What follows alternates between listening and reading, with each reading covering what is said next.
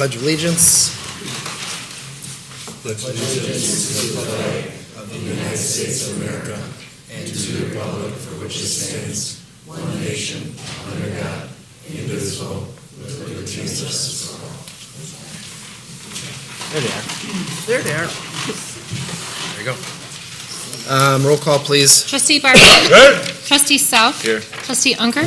Here. Trustee Feckmeyer. Here. Trustee McFall. Here. Trustee Olet. Here. President Zabrowski. Here. Looking for approval of minutes, regular board meeting, November 18th, 2025. I'd like to make a motion for the village board to approve the regular board meeting minutes, November 18th, 2025. We've all had them prior and had a chance to review them. Second the motion? Okay, any discussion at all? Melanie, thank you for adding that. I appreciate it. Thank you. All right, roll call, please. Trustee Barbian. Aye. Trustee South. Aye. Trustee Unger. Aye. Trustee Feckmeyer. Aye. Trustee McFall. Aye. Trustee Olet. Aye. President Zabrowski. Aye.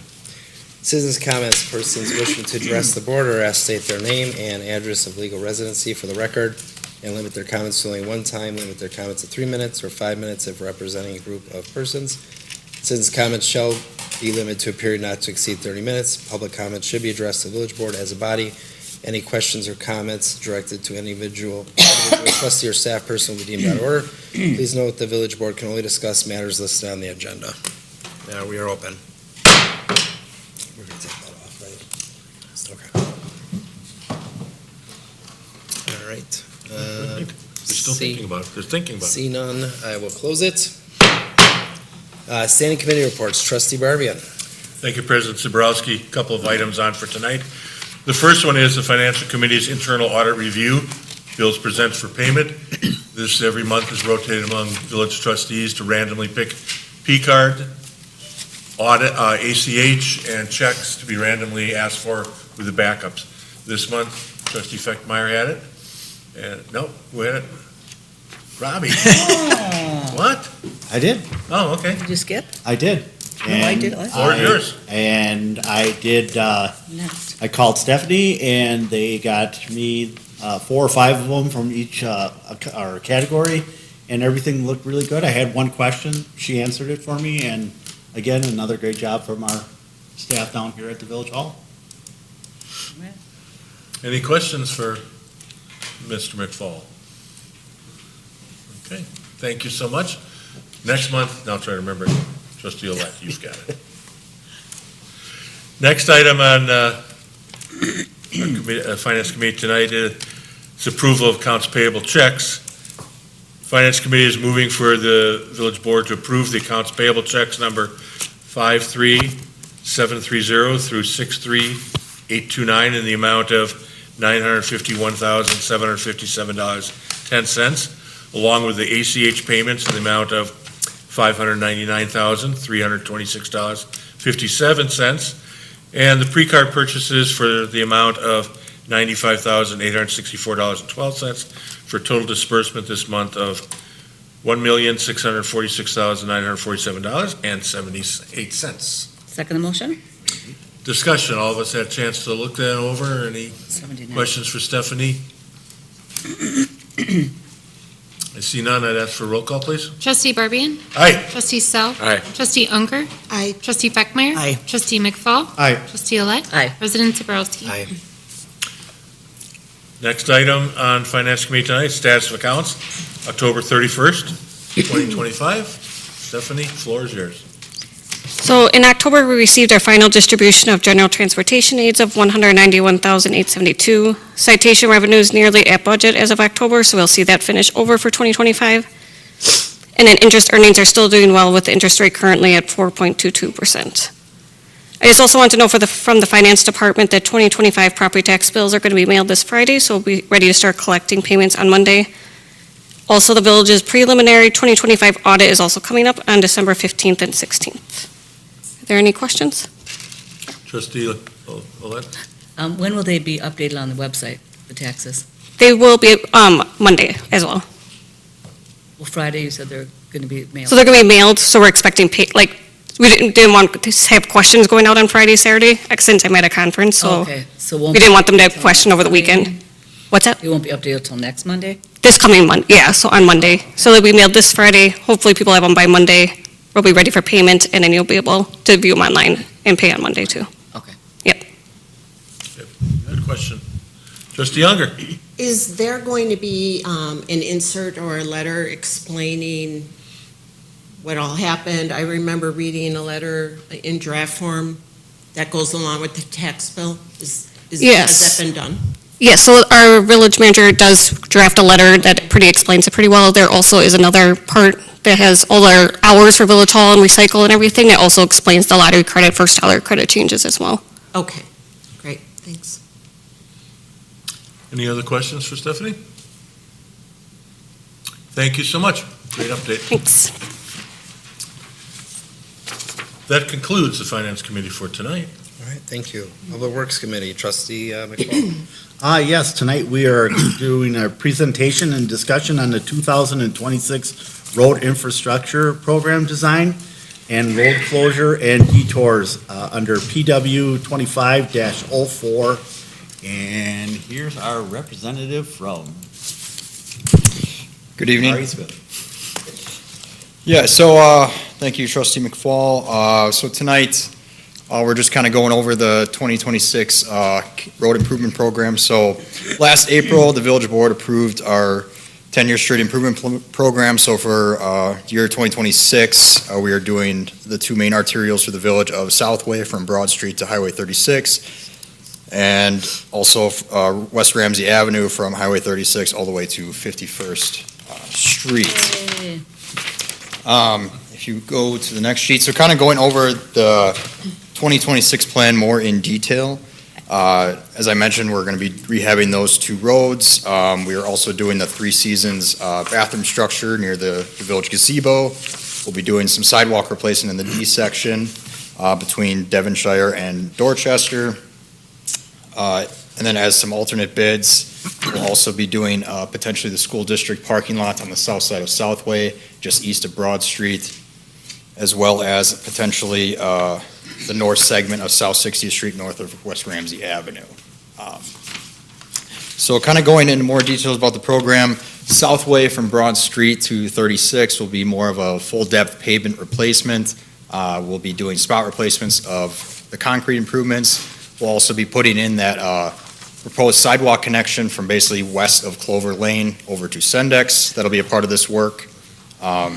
New pavement markings, and that's more of a rehabilitation. Regarding West Ramsey Avenue, this is more of a intense construction project. This will be a complete reconstruct where we'll be digging out the road almost 2 feet to subgrade, and due to the kind of the subsurface drainage issues over there that have prematurely degraded that road, we'll be putting in, we're kind of designing that road with a new pavement structure, drain tile to allow good subsurface drainage and to ensure a good life cycle. So as a part of the 26 project, due to these roads being two major arterials, as you can imagine, they receive a lot of traffic, and just due to the rehab techniques, looking through the design, we're proposing to close them for certain portions of the contract period. So going to the next sheet, this would be kind of the first phase of the project. This would be Southway. We scroll down. So this will kind of approximately take place from early May to basically the end of the school year. The exterior lanes on Southway, east and westbound, will be closed. We'll still allow two-way traffic through there. But basically during this time, any utility work will be taking place, concrete work will be taking place, and there may be some flagging and other construction disruptions during this time, but the road will still be open. And then basically, essentially, stage 2 is where we begin a full road closure. So this next sheet, scroll down. It's difficult to see, but essentially what we're proposing is from Broad Street to 36, Southway will be closed from specifically June 15th to July 3rd. As I go through these closures, a couple weeks ago, Manager Hawes, Director Damask, myself, met with the school districts, Park and Rec, and Public Health Director to kind of go over these closures and the impacts they're going to have on the various stakeholders. And so these sheets and these comments I've prepared for tonight kind of outline some of their input. But essentially, from the district school year ends, I believe it's June 12th. So that following Monday, which would be June 15th, we would close Southway. and it would basically be closed from July 3rd. There are two village downtown markets that will take place during this time, but they are aware of that.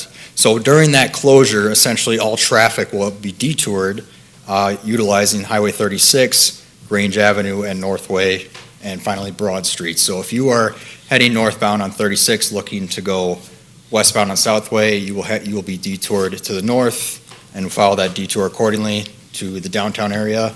And vice versa, if you're heading eastbound on Southway, you will be detoured to the north along Broad Streets, up Northway, around back down to 36. So all the appropriate signage will be there if you review the plan. So that work will take place during that time period. So upon completion of Southway, then work will be approximately begin on West Ramsey Avenue. And kind of going through this design, we wanted to attack this construction project in phases to minimize the disruptions to the public.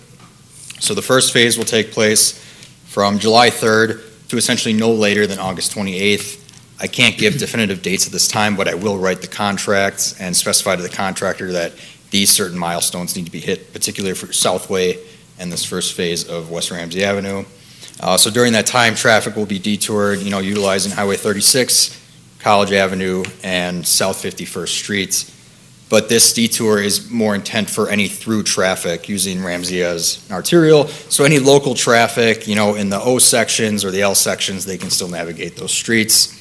And essentially, Ramsey will be done in three phases. So from 36 to about 200 feet east of 60th Street will be phase one, and that'll go basically through the summer, no later to just to the prior start of the 2026 or 25. I apologize, 26-27 school year, and then stage two would be 200 feet east of 60th Street, if you go to the next sheet, all the way to Eastway, so this would be stage two, and then the detour would be utilized kind of the same routes, and then finally, if you pan to the next sheet, the final stage would be from Eastway to South 51st Street.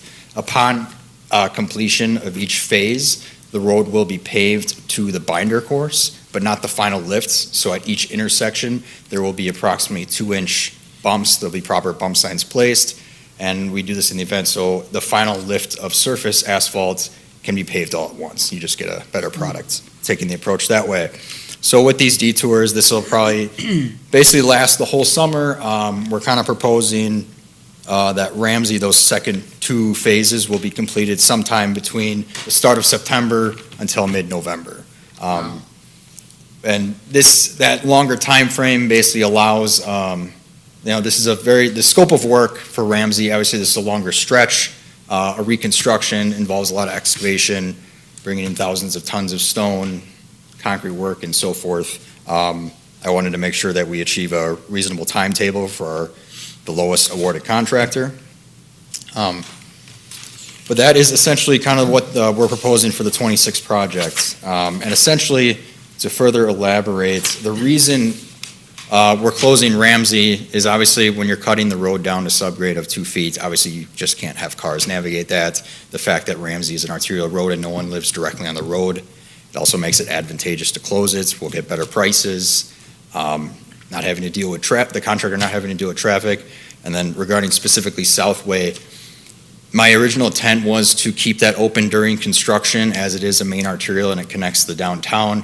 Unfortunately, as I was going through the design and trying to stage traffic control, it was becoming increasingly difficult. Also dealing with the Wisconsin Department of Transportation, who has jurisdiction over Highway 36. Any sequencing that we were able to come up with for Southway to construct the road while having it open would cause changes in the traffic patterns at that intersection, which basically in turn, due to that, would cause us to have to put in temporary signals. And this would be on the village's dime. Getting a cost estimate from the DOT, that would add about $90,000 to the project.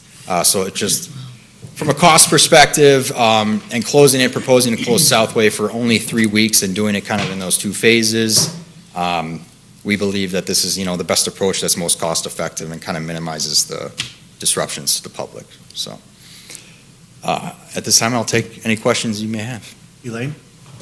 How are you going to address 60th Street, which is that short street by the Highland Apartments? Yep. That has the cul-de-sac by Scout Lake. Right, correct. It's a good question. We have, so how I'm addressing that is essentially let me pull up the plans here. In stage one, it's hard to see on the plans, I do have some notes. That is, as you can imagine, while they're doing stage one, we still need to maintain access to the residents on Highland Lane. And I do have a note here, and this is something that the contractor will have to maintain. There will be appropriate signage. If you look at the intersection of College Avenue and South 60th Street, there will be signage saying road open to Highland Lane, allowing residents to utilize 60th Street. Those residents will not be able to come in to that roadway. This is only during phase one off of 36. They will have to follow that detour down 36 to College Avenue, then back up to 60th. The contractor will keep that intersection of Ramsey and South 60th open using ramps and going through there, and they'll maintain access this way, but there will be no access kind of at that intersection between 60th and Ramsey. That will be closed off. So all access to Highland Lane during phase one will have to be through 60th Street. And this will only be for that first phase. So then following that first phase, when they're working on the second or the third, that binder course will be in. And essentially then they'll have to utilize the same detour route, but at least it'll be a much smoother ingress and egress. And just if the question would come up, why wouldn't we remove the barricades at 36 and Ramsey? I would be reluctant to do that because to allow those residents of Highland Lane to come in off that way, because that would probably just open the door for other traffic to start coming in there. Following and thinking the road's open when in reality it's not, and that's when it kind of causes problems, so. Thank you. Colleen? So that Southway from Broad Street to Loomis, the deadline or the ending date is July 3rd. Correct. Is there a chance it's going to go past that just because 4th of July? No, so that was very, that was stressed by the school district. The intent of setting that time frame for Southway of only being closed was, between the end of school and then we all know the holiday weekend of the 4th of July. We really would want, it's in the village's interest that Southway be open by the 4th of July. So speaking with some contractors and going through the design, if I would have closed it essentially from mid-May, or essentially if I would have closed it, telling them from June 15th to July 3rd to get all that work done in 3 weeks, essentially every contractor I talked to said it's not possible. So that's why I'm doing that two-phased approach where they can do some of the work with just the exterior lanes closed, still allowing access while school is still in session.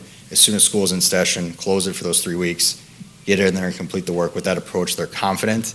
And to incentivize the selected contractor to get the work done by July 3rd, there will be what we call liquidated damages in the contract. And I'm thinking at this point in time, it'll probably be a damage of $2,000 per day to the contractor if the road is not completed by that date. And that'll be in the agreement. Worst case scenario, if they cannot hit that timeline, which I'm confident they could, we would at that point work with the contractor to whatever state the road's in, it will have to be temporarily open for the 4th of July weekend at that point.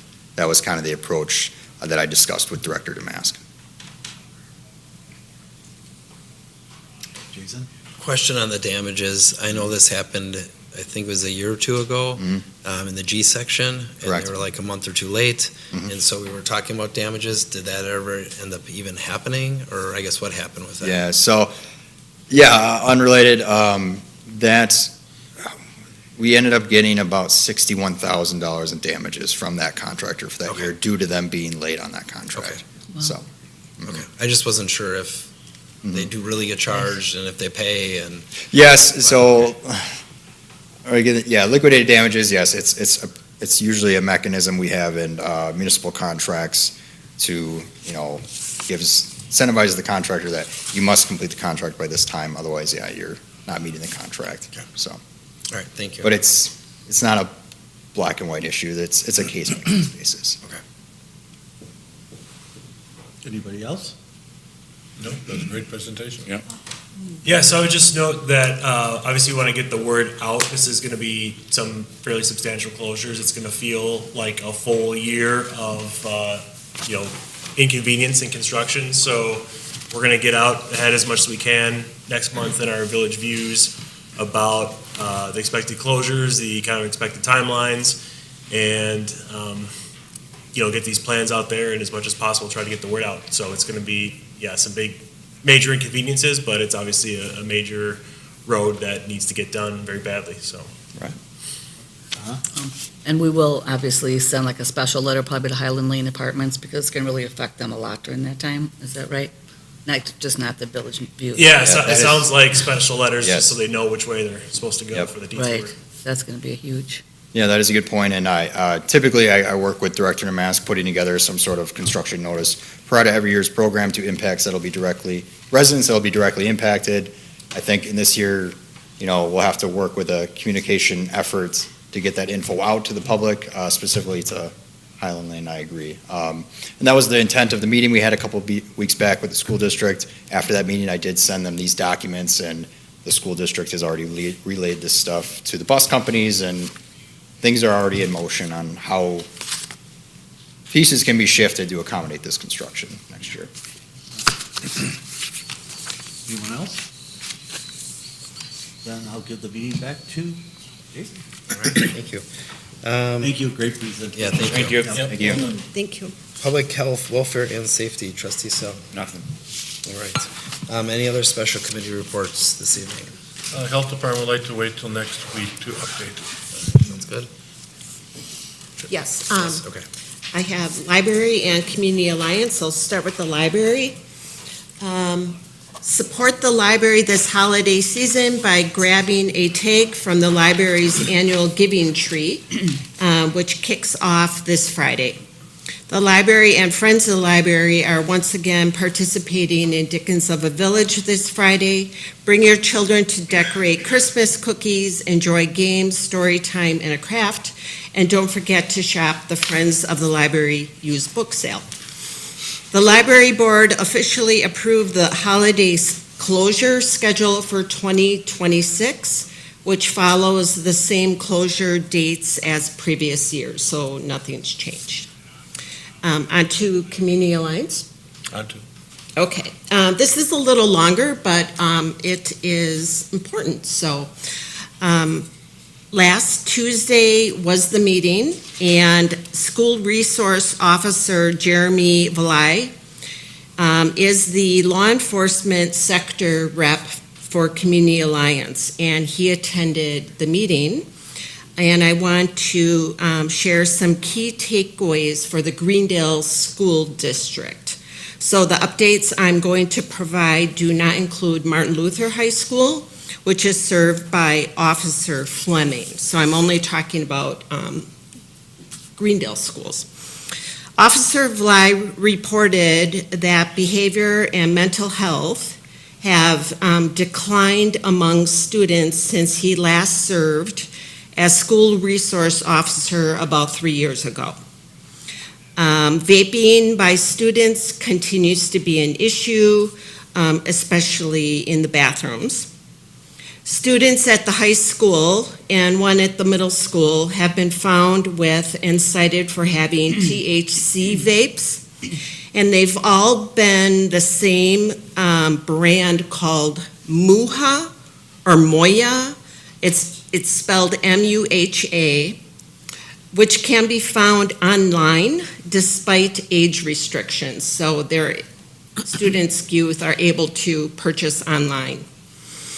A vaping presentation was given to students who still needed required health credits, mainly freshmen and a few upper class students.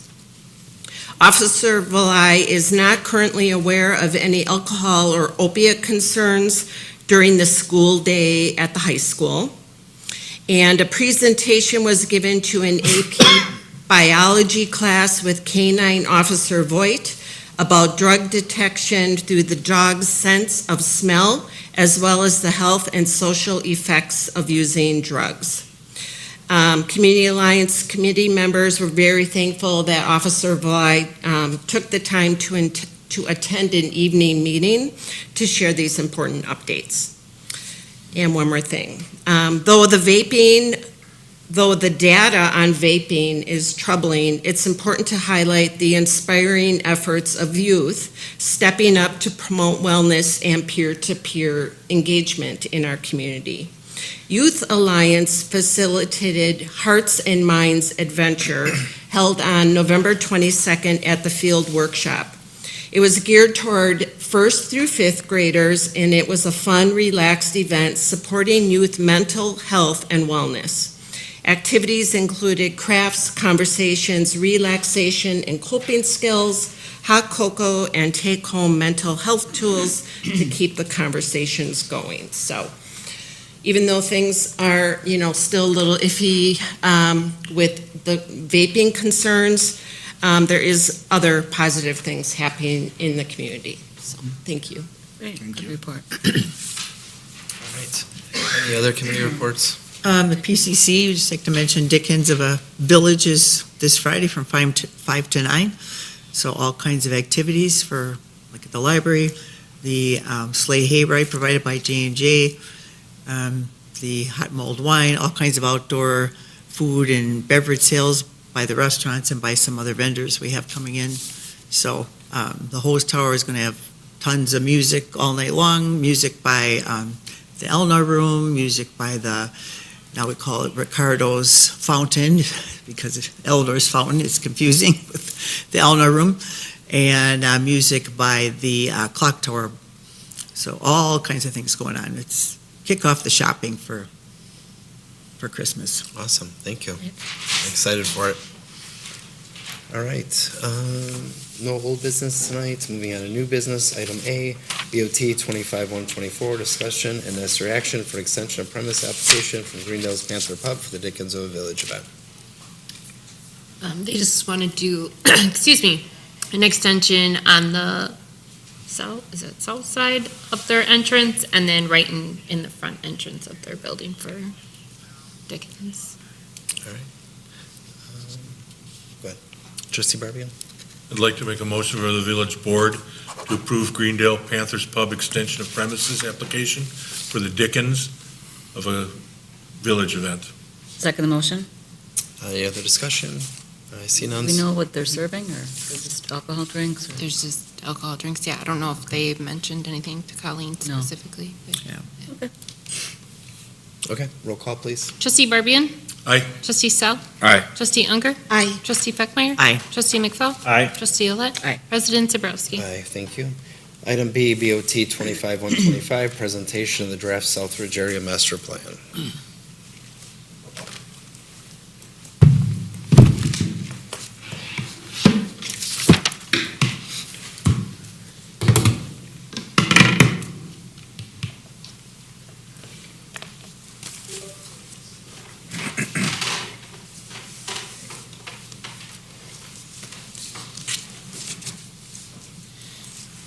Thank you. Take care.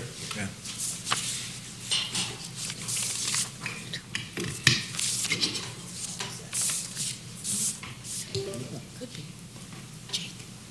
Oh, so we can remember Now I 'em. remember it.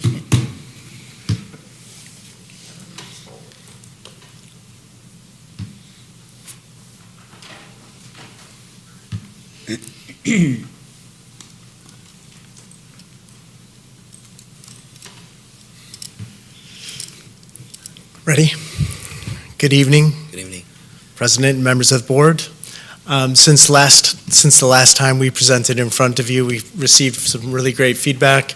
We took that away and made some refinements to the plan that we'll show today, as well as Manager Hawes set up a meeting with Mayor Nitsky and the Greenfield Planning Department to generally get some high-level feedback on the plan. So that's all incorporated in what you'll see here today. So we'll start with the master planning framework, the three potential futures or concepts that you saw last time, folding in some of the feedback and comments that we received last time. We're going to go back into branding, wayfinding, and signage, and then we'll talk about our next steps. So overall, we have 3 development scenarios that we're reviewing as part of the master plan. These aren't really options, they are what-if scenarios, so that it gives you the everything you need to respond to a development proposal when it comes to the table. So we have the first concept, which is the entire mall remains. We have a second scenario where some of the mall, the shared space of the mall and some of the smaller tenants are redeveloped and the main anchors stay. And then we have a third scenario where the newest, latest investment, that anchor tenant stays and the rest of the mall looks at redevelopment scenarios. Again, these aren't options, these are what-if scenarios, so that we can all be best prepared when development comes to the study area. So scenario 1, as a reminder, this one looks at the existing mall and looks at what opportunities there are to make incremental investment in infrastructure to unlock more development opportunities. So here we looked at removing sections of road, realigning sections of road to really unlock the potential of development parcels. Those parcels appear on the next slide in 3 different zones. The zone to the north, we're calling the commercial retail zone. It feels like that end of the campus is more of an extension to the 76th Street commercial corridor. And in our conversations with Greenfield, they agree that this is really building off of the success of the 76th Street corridor as it continues to sort of redevelop over time, and there could be some opportunities for those improvements on the north end of the campus. The east side of the campus is most connected to the surrounding residential community, so thinking about that being more of a multifamily or a residential neighborhood zone. And then to the south of the existing Southridge Mall is more of a sports and wellness focused area of the campus. So as we look at those infrastructure improvements and the different kinds of road infrastructure, one of our next levels of detail that we'll get in is looking at the design guidelines around these different types of infrastructure improvements. That's our next phase of work. But here we have different sort of grades and types of improvement that really enhances or is the infrastructure needed for those 3 different types of development. With those roads in place, it begins to unlock some development parcels, which you see here numbered 1 through 7. Those parcels are now have a color overlaid, and this is what we call a land use plan. So this is, this represents a series of permitted uses for these parcels. The orange color is residential. The purple color is also residential, but a more of a transitional lower density residential. And the salmon color is building off of that commercial corridor. And we'll show some examples. I think last time when we presented this information, we are asked to show some more examples of what these residential densities or types of residential product look like, and we'll show some of that here in a second.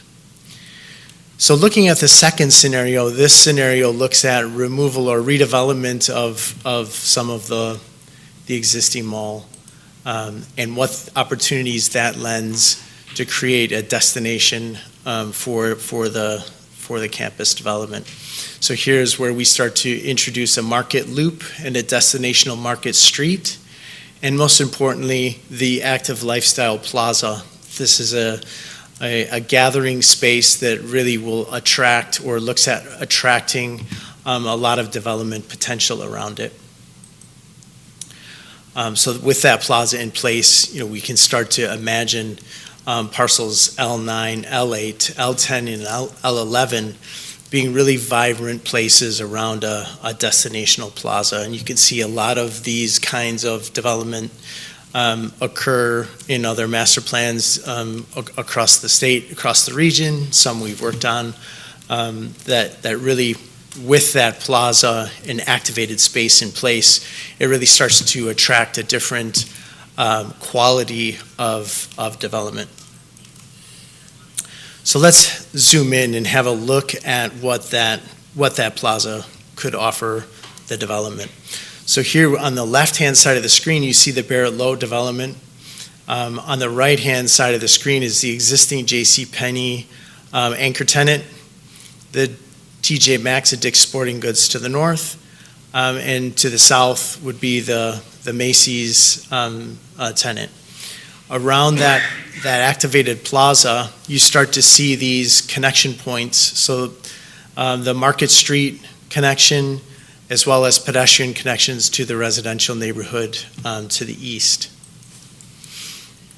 We've imagined that plaza or thought about the size and scale of that plaza to accommodate a lot of different programs for the community.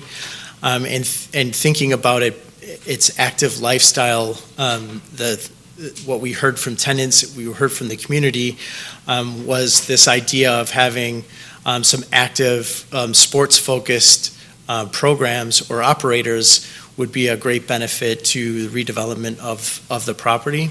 So thinking about how that activated plaza, active lifestyle plaza, could reinforce or attract those kinds of potential developers and operators. We've kind of designed this active lifestyle plaza, and you can see some of the images here on the right shows different configurations of space, everything from pickleball to multi-purpose sports courts to an ice rink, and we'll show you how that kind of looks and feels in some renderings here shortly. So with the active lifestyle plaza in place, you can start to see how the programming around that will bring vibrancy, and that will attract these tenants that will also bring vibrancy to the plaza. So it's a reciprocal relationship between a great place attracts the vibrancy, but then that also can attract great tenants, restaurants, and create a really viable and vibrant environment. On the right-hand side of the image, you can see the Market Street overhead festoon lighting. That Market Street leads in and out of the plaza. Again, it's a way of elevating this experience and really unlocking the potential highest and best use for the property. And then finally, just thinking about what the potential users this could attract, everything from food and beverage, restaurant that would be attracted to the other multipurpose sports retail, and even stay and play hospitality. All of those things work in synergy around the active lifestyle plaza. Zooming back out to scenario 3, this is the scenario that looks at a more direct connection or opportunity to connect directly to Greendale Village Center.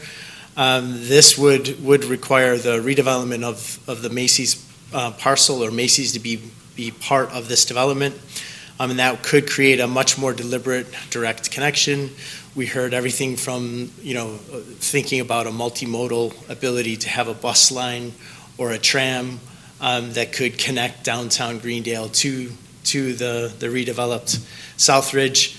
It's also a great walkable, drivable connection to downtown. So we also wanted to bring that to the plan. So bubbling back up to the overall master plan, just wanted to reinforce the idea that none of this master plan was not created in a vacuum. It was created with both stakeholder engagement. We did have conversations with all the landowners, as well as community engagement, as well as some survey information that you all provided us as you went out to the community for their thoughts on potential uses and thinking around redevelopment. And all of the parcel configurations are all using the planning principles, the top three from both the community and stakeholders. The top three recommended kind of uses are all integrated into these parcel configurations.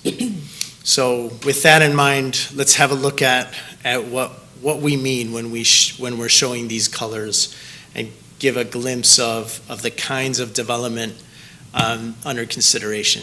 So the purple zone is the perimeter or periphery of the study area, and it borders the surrounding residential neighborhoods. And this is we're calling it the transitional residential type product. So everything from two-story townhomes, two-story garden style apartments or condos. You can see this kind of a density is that transitional density as it transitions directly to the surrounding neighborhoods. There's also a green buffer along the east side of the property as it connects to the Greendale surrounding single-family neighborhood. As you move closer to the central core or the mall, where the mall exists today, this is all a continuation of the kinds of product that Barrett Lowe are proposing. So this is all mixed use with activated ground floor retail environments. You can see some of the images here on the screen. The Barrett Lowe image is right in the center with the other examples around the outside. The idea is to activate that ground floor with the small boutique retail, maybe some food, beverage, cafes that spill out onto the street, and activate that ground floor with providing multifamily on the upper floors.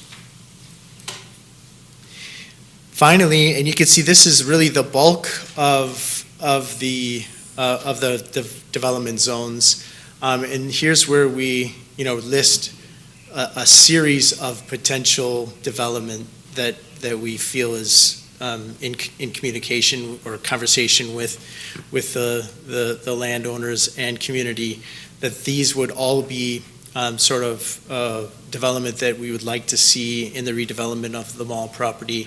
And this is commercial, destinational retail, stay and play hospitality could all come into that area shown in red. And here again are some examples of the kind of and quality of development that we're thinking in those zones. Finally, around that central active lifestyle plaza, we're giving this a title of a community enhancing core. And this is that idea that with that active lifestyle plaza, you can begin to attract things like a multi-purpose sports operator. Last time you asked us for some examples of some of those. What do we mean when we say multi-purpose sports court operator? How is it differentiated from other local developments like The Rock? And here are two at the top of this page. One of them is a project that is part of one of our master plans, the Saukville Master Plan. This is the Gateway Sports Academy. It's a multi-purpose sports venue. It actually hosts a training facility as well, for youth training facility, and it operates community. It hosts community competitions out of that space. The one in the upper right, again, we wanted to choose something local, not something in southern Florida that may not be applicable. This one's in the Appleton area. It's actually owned owned by the municipality, but then privately operated. So there's two examples of what we mean when we say multipurpose sports complex. And then here are some of the other destinational, we feel destinational uses that would be attracted by that kind of destinational plaza concept. So from there, and we'll open it up for questions and comments here in a second. But from here, we wanted to show you the kind of finalized rendered master plan. And what this does is it takes all of those land use zones that we were just talking about and gives another what-if scenario. So this is what if a developer were to come with a really high-quality development that matches what we've all been hearing and talking about. What would that look and feel like? And here is, a development scenario that shows really the highest and best use of all of those parcels. Now, each one of these developers will need to prove, the overall parking strategy for this whole community. Some of it will require structured parking. There's a lot of conversations that need to be had between the municipality and developers to ensure that, that this whole plan is viable. But this gives us a snapshot of a what-if scenario for the master plan. And from here, we've taken it a couple steps further to show you the kind of vision behind the graphic. Starting with first just an overlay, recognizing that the success of a community like this will be essential that it's a walkable, welcoming community that connects back to both Greendale, Greenfield, surrounding communities. So you can see embedded in the thinking behind this master plan are some great pedestrian infrastructure connectivity. So with that, we'll go through a couple of renderings, and then we do have a quick little video to play after that. So here's an aerial view looking down at the Active Lifestyle Plaza, the kinds of development that we feel that would attract, creating a destinational programmable space and a market street. Here's a view of that entry point on the Market Street, and this comes from both sides toward the Active Lifestyle Plaza. This is the sort of look and feel that many developers, we see this as a way of attracting a great development. This kind of a vision. And then this is more on the residential side, but you can still see the thoughtful thinking about pedestrian connectivity back to the surrounding communities or surrounding neighborhoods. Finally, on a nice warm summer day, we could see the Active Lifestyle Plaza being used in a sports configuration, showing that activity and how it could really be a vibrant environment. And another summer day showing a market setup. This could be a farmer's market or an arts fair, or there could be a range. The idea is that this is flexible space that could support a lot of different programs.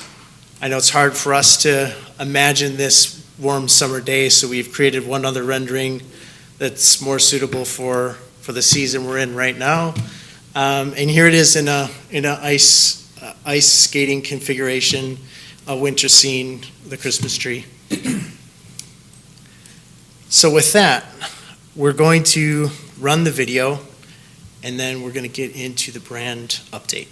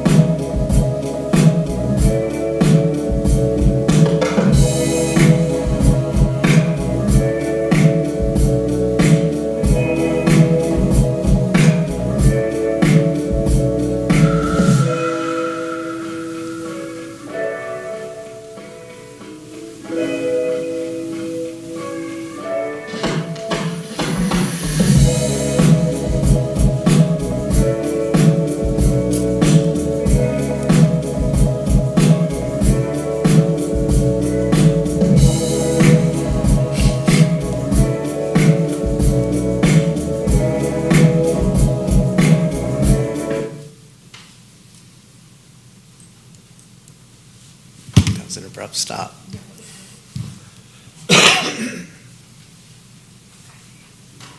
Jump back to the presentation. Yeah, okay, excellent. Excellent. Good evening, everybody.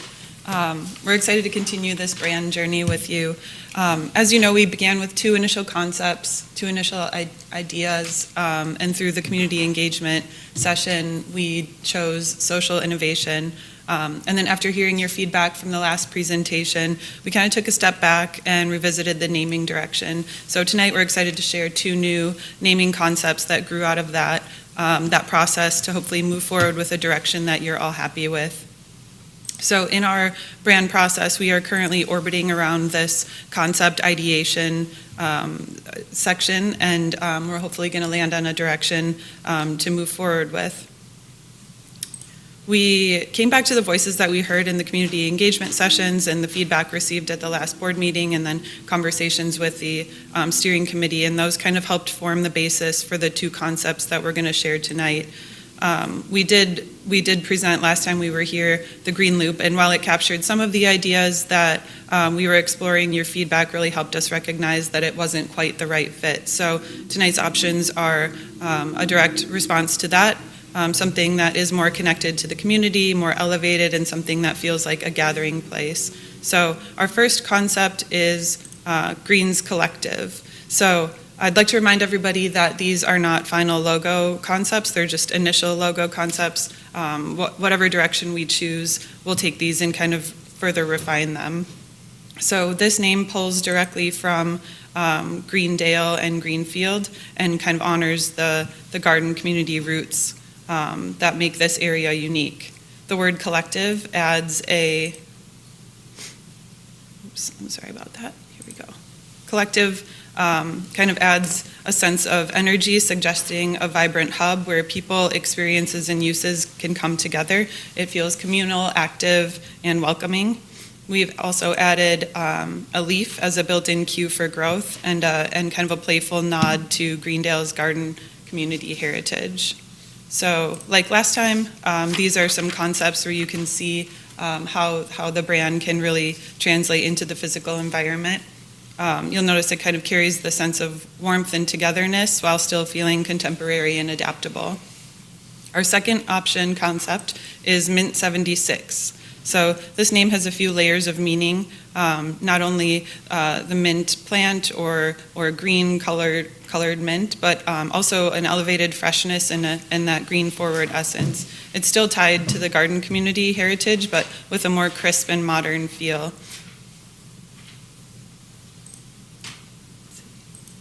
The 76 really kind of grounds it in place, acknowledging its home on 76th Street. It's got, overall, it has kind of a punchy, confident energy.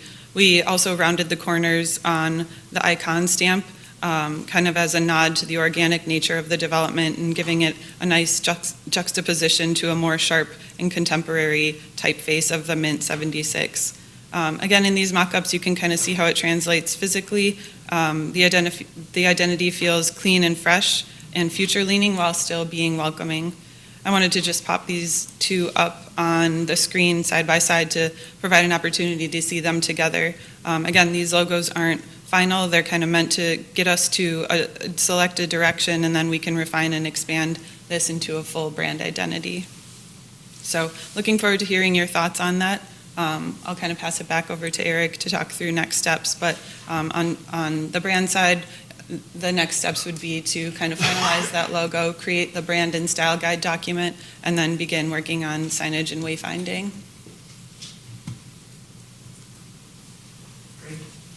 I think before we get into next steps, we be open for any comments or Any questions or comments?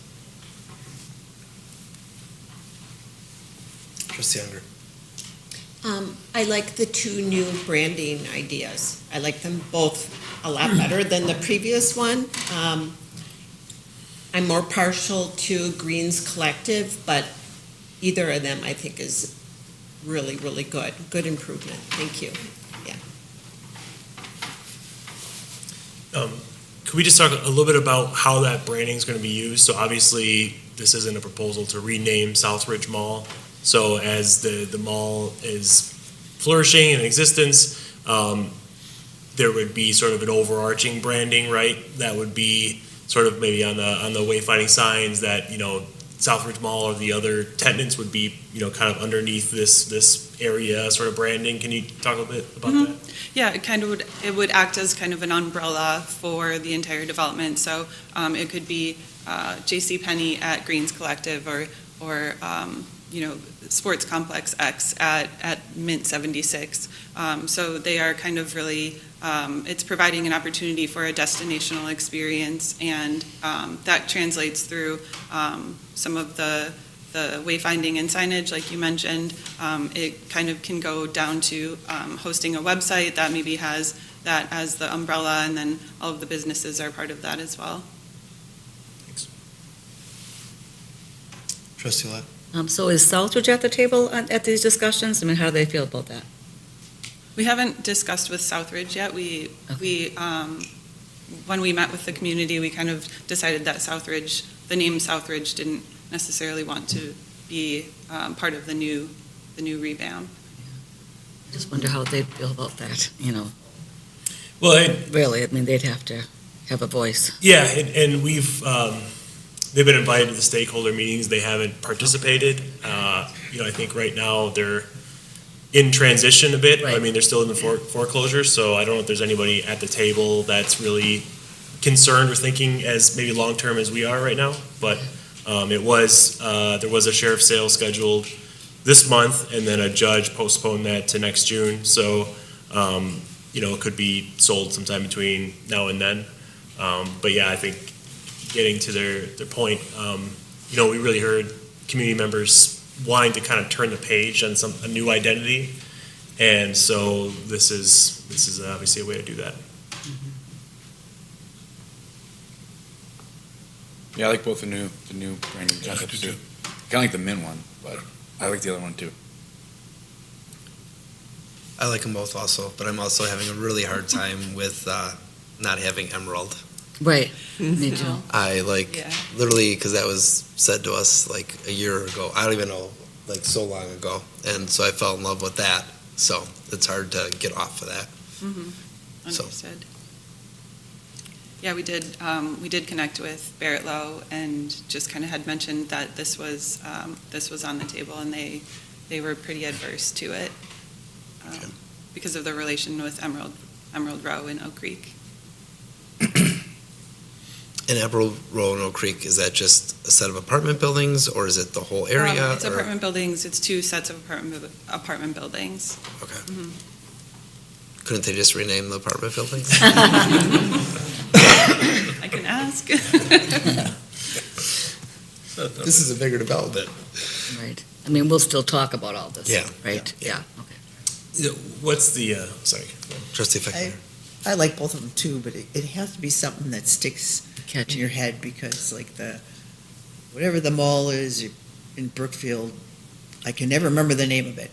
I know it's there, I know, I shop there, but I can never think of the name of it. Drexel Square is pretty easy to remember for whatever reason. I think the Greens I think the word "the" should be in there so people can remember it as the Greens, because they're not gonna go Greens Collective. Something catchy that as soon as you say it, everybody can visualize it. I don't love that font. I know that's similar to the Loop font. I just Sure. think it'd be something softer and prettier. Like that's just me. On Greens Collective? Okay.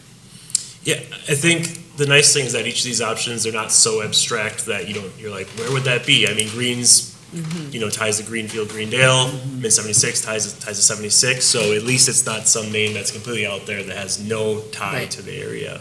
I think mint would be hard for me anyway to remember.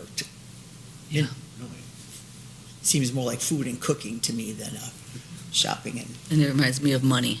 Like a Money. mint. yeah. So Well, that's what it is. Like banks. and it would be harder for me to remember that just because I wouldn't have a connection. For the green out of the two. Are you looking for a direction tonight on one of the two? That would be helpful, which I know is, and if we wanted to sit with it for a little while, Yeah. that would be fine too, and we can kind of move forward with when everyone has had a chance to digest it a little bit, but. Jason? I would Go ahead. just maybe think to give us until the next meeting. We can talk Yes. about it. We don't Yeah. necessarily even have to have you come back the next meeting. Sure. but give us time to digest it and then think about it and talk about it as a board. Okay, great. And there are a couple more steps in this process as well that Eric is going to go over, so I think there will be opportunity to have that discussion. All right, Trustee Barbian. Well, and I'll back off what I was going to say. If I had to choose between the two, I would go with the Greens Collective, only because in Greendale, we put green in front of everything we do, and always have. Just seems like a continuation of what our past has been. But if we want to hold off and wait, that's fine too. All right, what else? Excuse me. So for next steps, with, moving forward the brand over between now and the next meeting, getting direction on the brand. We still have other activities to move forward with, mainly around the design guidelines. So if the overall master plan that you saw today feels good and there isn't any major changes, then we will launch straight into the design guidelines around the approach for to give us some control over the kinds and quality of development moving forward. So that's really our next steps. And then as we come back to the brand identity, we will still need to finalize the logo, create brand standard guide document, and then identify those signage and wayfinding moments around the campus. But for the design guidelines, we have a list. I think we talked about this maybe in our last meeting, but this list, we still need to move forward with that and engage Greendale staff on some of those conversations.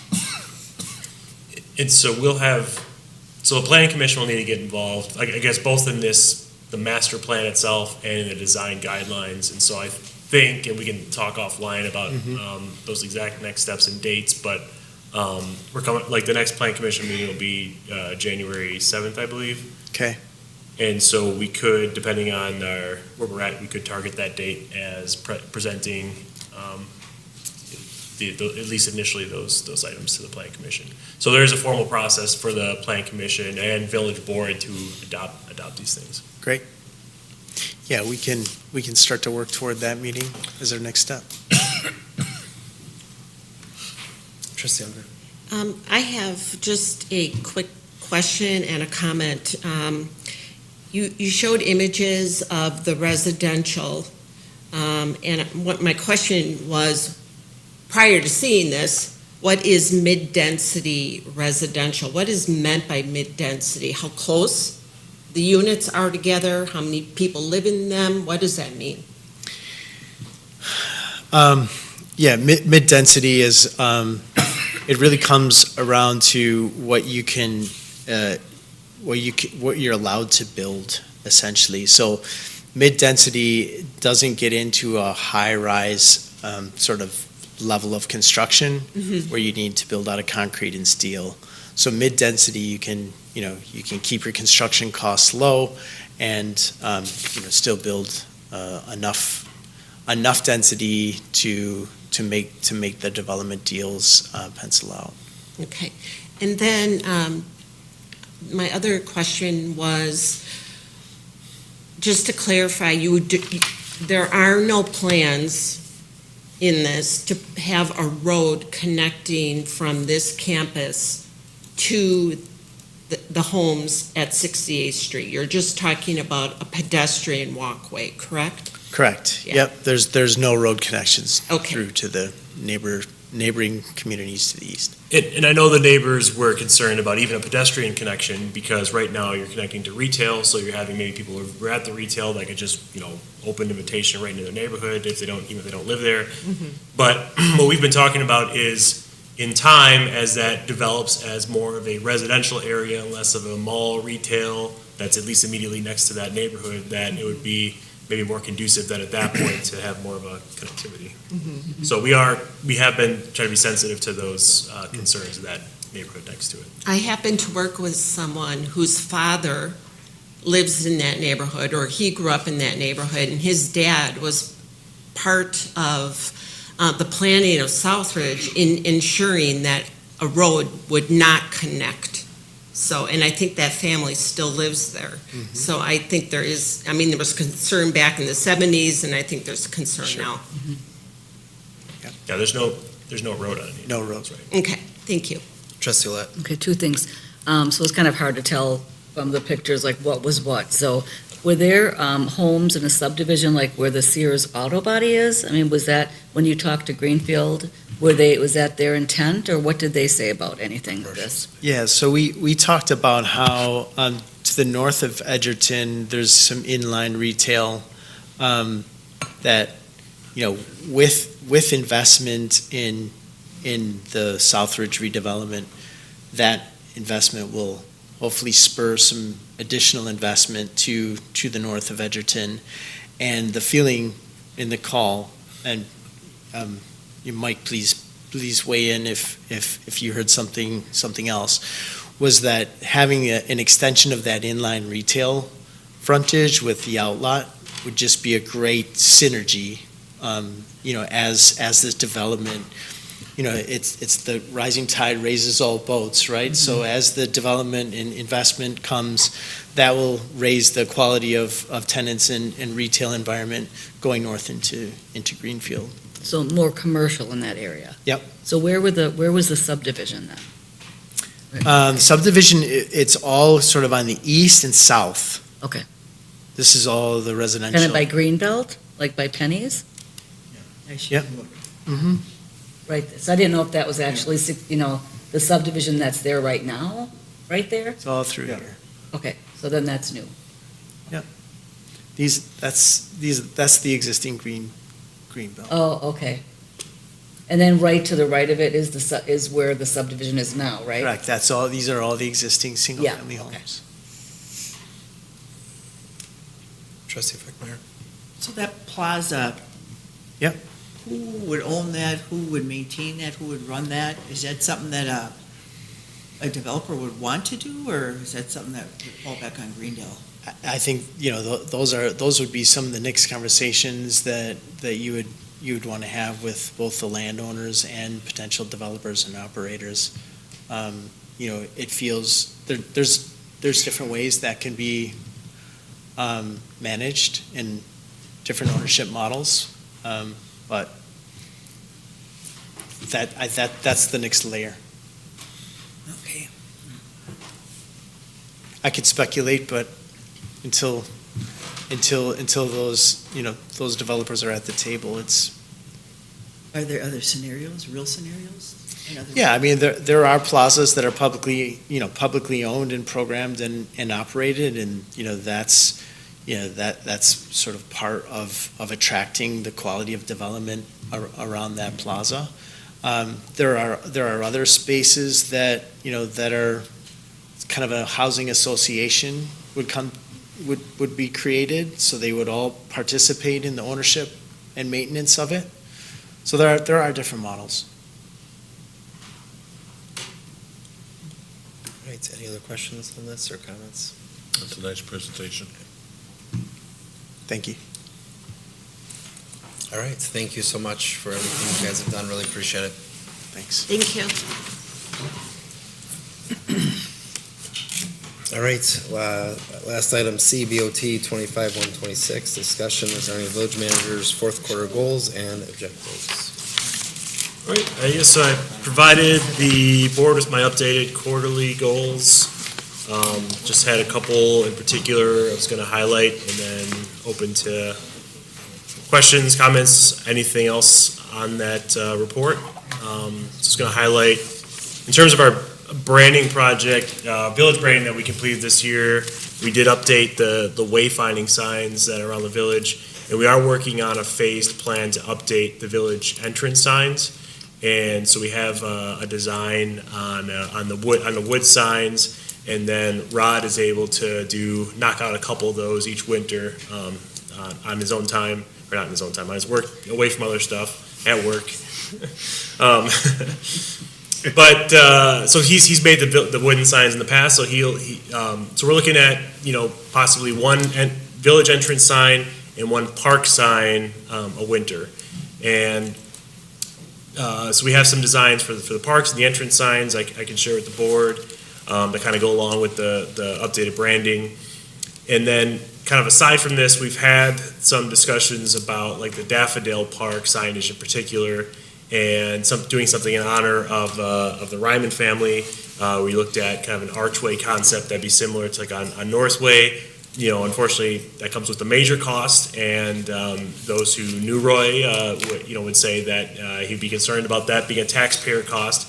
And so an alternative that we're looking at is a wooden sign that we talked about being both on Northway and one on Schoolway to identify the park, but also something that says in honor of the Ryman family or something to that extent, which would be a much more cost-effective way and also provide the identification on Northway and Schoolway.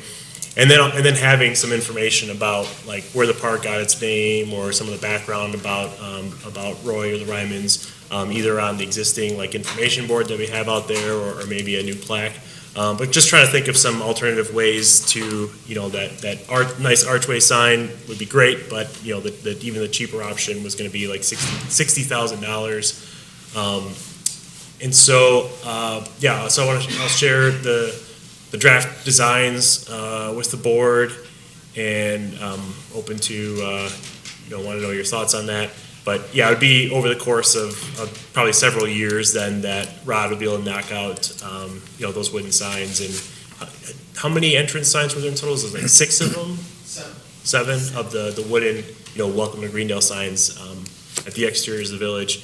And then there's a whole number of park signs. So it'll just happen kind of over time. We have some signs that are fairly new, so and some parks that don't have a sign at all. And so in our comprehensive outdoor recreation plan, we talked about some of our park areas that have no identification. So it'd be getting some identification added to that. And so by Director of the Mass doing this, it's fairly low cost. It's just as time permits, and get his therapeutic painting and carving time in. Just want to say, what do you call the new signs? Wayfinder signs? So Those wayfinding are the ones that are up that they replaced the ones that were there before that say like, downtown this way or. They look so great. Yeah. I mean, I have to say, it just looks so bright and welcoming and warm. I mean, I love them. Yeah. Great. Yeah, I was really happy with them. There's just a pop of color and kind of freshens up. Yeah, the ones really with brightens kind of up the darker village. color. They are really nice. And actually, the other thing we're looking at too was just adding similar identification just on the LED sign.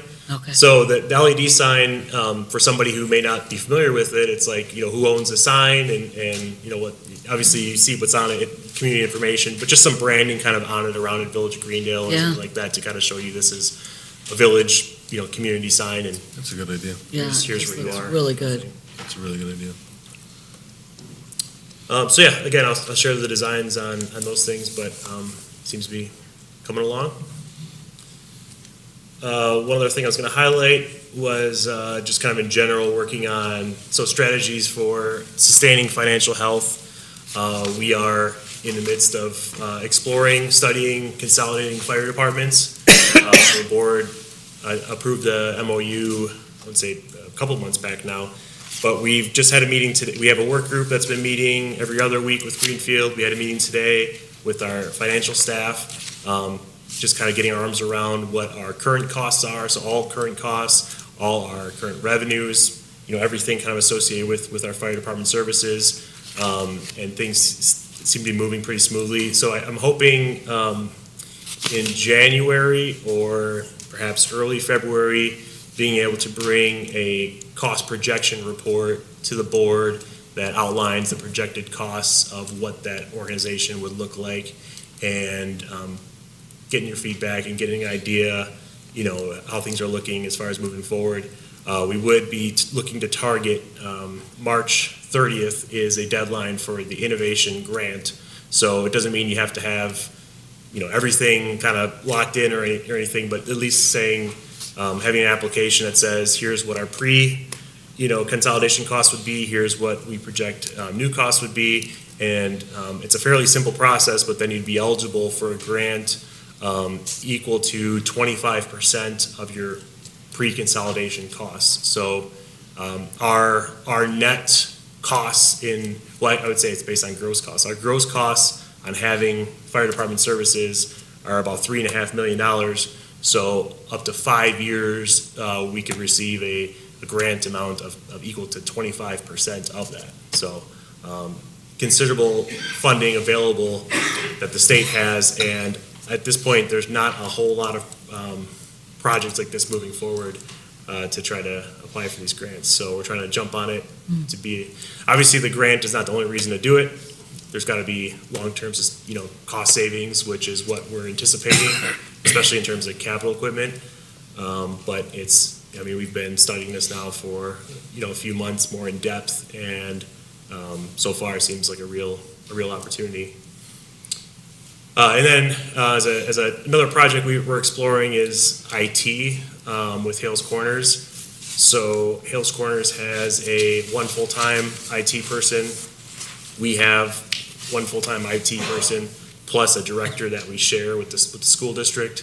And so just exploring the possibility, not necessarily of creating a combined IT department, but a sort of a shared IT arrangement where our IT person, Eric, could work with their IT person, Derek, and they would jointly handle tickets for service, back each other up. So right now, if Eric is out of town, Ryan would have to be around to be able to back him up, which then kind of pulls away from the school district a little bit. So sort of backing each other up a little bit, but also trying to find some cost savings in like equipment purchases or different types of IT services. So that's something we're exploring. Right now, I feel really good about our level of service that we have in IT, and obviously the school district does as well, so we wouldn't want to disrupt anything, but now is a good time to kind of check into these sort of things and see if there's potential there. So we're examining it, and then if it seems like something that seems good, we'll obviously discuss it more with the school district and discuss it more with the village board and see what we want to do. So those are kind of the main projects I wanted to highlight, but open to any questions, comments. Any questions? Okay, awesome, thank you. Thanks. All right, any officer reports this evening? Just want to say, as Stephanie mentioned, tax bills going out this Friday. We'll have the budget book put together this week, so that'll be available online. Working on our next newsletter will be in January. Got a lot of stuff to cover for that. And then the registration is open now for the Greendale Community Gala on February 5th. And so greendale.chamber.com/gala.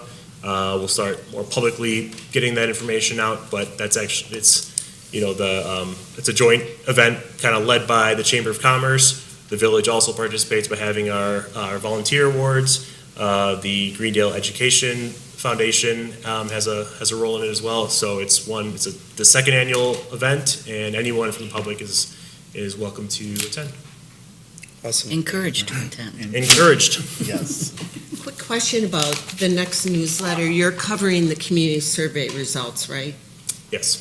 And I don't know if we typically put any reminders in this winter newsletter, but if there's room, can you touch on shoveling, especially corners by people's homes? Crosswalks and corners. Mm-hmm. People shovel their sidewalks, but they don't go a little bit further and shovel the corner, and I believe that's their responsibility. Yep. Thank you. Yep, thanks. All right.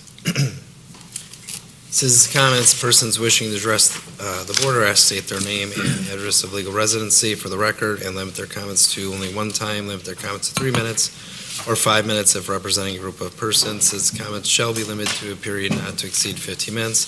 Public comments should be addressed to the village board as a body. Any questions or comments directed to any individual trustee or staff person will be deemed out of order. Please note the village board can only discuss matters listed on the agenda. It is open.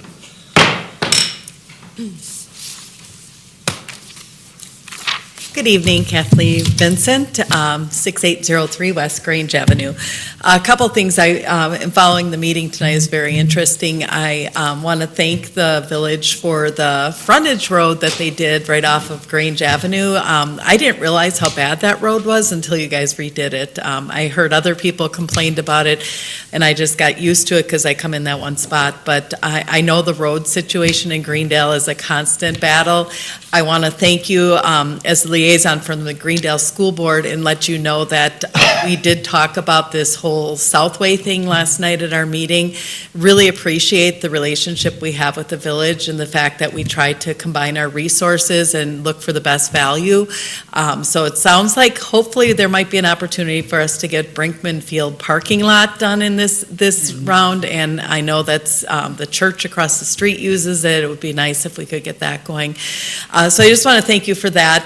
I'm going to mention tonight that I do go into what's called moratorium as your county supervisor. Starting on December 1st, I am not allowed to send more than 49 county-related items out, which is why you got a newsletter from me a couple weeks ago. It's the last official newsletter I can send out. But that being said, I am here and available for any county-related issues. The moratorium is a result because it's an election year. I have both elections actually happen to be this year for me, so school board and county board. I proudly serve in both roles, and I'm hoping I can get support from this community to continue. It will be my 4th term on the Greendale School Board. I recently was elected to be the regional director for the 21 school districts that surround this area. So I work with the State Association of School Boards to help represent all districts in this part of the state. So it's an honor to have that role as well. As far as the county board is concerned, as I mentioned, I'm always available for any calls or emails or anything that you need. But I want to continue to work with this village board as much as possible to make sure our voices continue to be heard at the county board table. Scout Lake will not be in this year's budget, but I've been told it will be in the 2027 budget. I will continue to press with my fellow supervisors. I supported projects in their districts, and it's just this year is not the year. So I just want to let you know we will continue to work on that. But I just want to thank all of you for your continued work and just the support that you give to Greendale. Our community is wonderful. I will be in the Dickens of a Christmas skit on Friday. I'm the narrator for the, I took over Betty Furchoff's, and I cannot follow in her footsteps. She was outstanding, but she does not want the role back. And so I hope you'll join us for our 6, 7, and 8 o'clock show. And I'm done. Thank you. Thank you.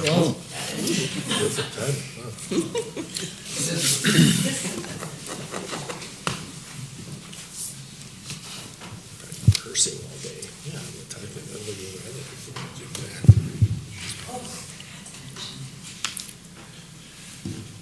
Joe Russ, 5599 Basswood Street. I want to thank the DPW for their work the past week. We've had a rather challenging week. First trying to get leaves done and then converting over to doing snow. I know many didn't get the leaves picked up because of the snow. As I didn't, I just added mine to my compost pile. Mother Nature apparently is not in compliance with DPW's schedule. But again, they did a great job with what they were given. And they did a great job decorating Village Hall as well. Cell phone use by board members. I'm often asked if some of you are sleeping during board meetings as you're looking down at your phones, sometimes having them in your laps. You are elected to be at the meetings, focused on the meetings, and even get paid for your service. But this brings up a concern as to what you are doing on your phone. Family, business, or are you communicating between each other on votes? We don't know, but if it's the later, it would be considered a walking quorum, which the State Ethics Commission would have issues with. Finally, a big reason I got active in Greendale politics years ago was when the village decided to ram their so-called guidelines down the throats of original owners. We are the reason people come to the village, not to see the village's latest fast food restaurant, bank, or TIF-funded apartments, or even a goofy name for the Southridge area. At that time, there wasn't a single board member who lived in or owned an original. This is the reason the now defunct Greendale Original Neighborhood Association, GONA, was formed. At least this time, there is one board member who is in an original. Regardless, by the past experience, history tells me to view this revision of the guideline for original owners with trepidation. Thank you. Joe, if I could ask for your address, please. 5599 Basswood Street. That's not your. That's the one I gave. I gave it last meeting at the public hearing. The city attorney, the village attorney was sitting right over there. No comment was made at all. If the village attorney could hear it and be at a meeting, why is there an issue now? Well, that was probably on me too. He was here. You could have brought it up then. We could have addressed it then. I must have. I gave, you were all here. There was not a peep made. You can go back and watch a video. Nothing was stated, period. Okay, I'll start stating it. It's not your legal address, and you could be in trouble for that because you don't vote in Greendale. So you're stalking me? Is that what you're saying? Yeah, I would just note, I think like we did last time, our rules are that you have to state your legal address of residence. And so, it's not our jobs tonight to decide what that is, but if someone wants to go on record, official public meeting, state this is my address of legal residence, that's what they are putting on the record. It's not our jobs to decide if that's true or not here tonight. But you just open yourself to That's not our role at the legal action meeting. because it's not for your vote, so. All right, any other citizens' comments this evening? All right, I see none, so I will make a motion to adjourn. Second the motion? Any other discussion? Roll call, please. Trustee Barbian? No. Trustee Stout? Aye. Trustee Unger? Aye. Trustee Beckmeyer? Aye. Trustee McFall? Aye. Trustee Olet? Oh, my God. Trustee Lau. Aye. President Zaborowski? Aye, thank you. I won. I forgot to, I want to invite you guys, I organized. Yeah. I organized